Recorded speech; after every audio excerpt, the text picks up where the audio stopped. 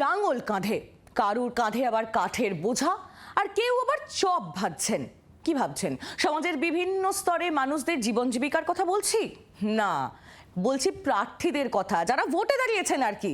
Vote পেতে প্রার্থীরা এখন এসব করছেন, সব কিছু করতে তারা রাজি।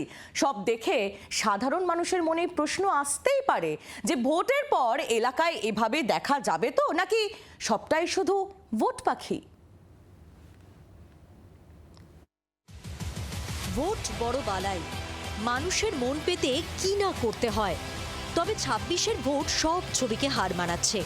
চপ ভাজা থেকে লাঙল টানা, মশলা বাটা, আগাছা পরিষ্কার সবই করছেন প্রার্থীরা। ২৬-এর ভোটবঙ্গে প্রচার এক কথায় নজিরবিহীন। তেলে ভাজাকে ছোট মাঝারি শিল্পের চোখে দেখেন খোদ তৃণমূল নেত্রী।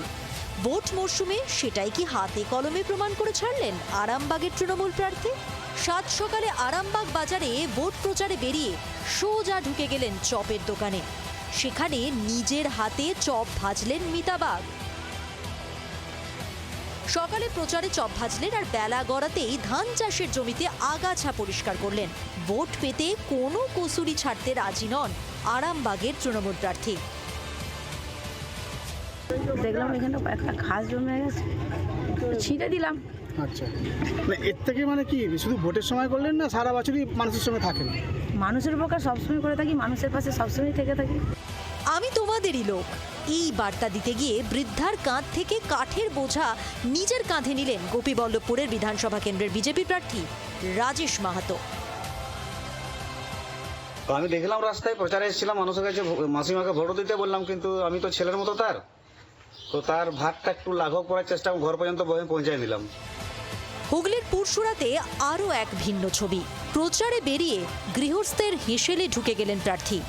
রান্নার কাজে হাত লাগালেন, মশলা বেটে দিলেন তৃণমূল প্রার্থী পার্থ হাজারি।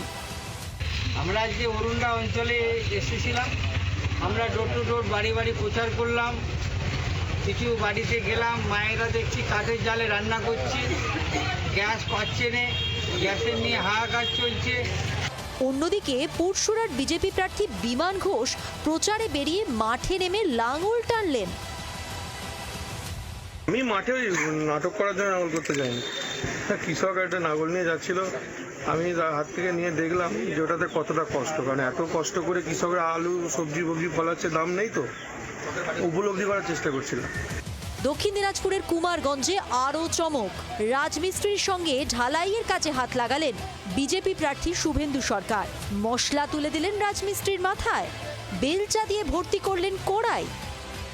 রাস্তার মধ্যে দেখতে পেলাম গ্রামবাসীরা নিজেদের উদ্যোগে ঢালাই রাস্তা করছে, সেই ঢালাই রাস্তায় নিজেও আমি একটু হাত লাগালাম। প্রচারে অভিনবত্ব প্রতি ভোটেই দেখা যায়, কিন্তু ২৬-এর ভোট যেন বিগত সব ভোটকে হার মানাচ্ছে। যেন তেন প্রকারে ভোট চাই, তার জন্য প্রার্থীরা এখন সব কিছু করতে রাজি। এমন অধ্যাবসায় ভোটের পর দেখা যাবে তো, প্রশ্ন বঙ্গবাসীর। ব্যুরো রিপোর্ট, জি24 ঘন্টা। বাংলার আওয়াজ, বাঙালির আবেগ, জি24 ঘন্টা।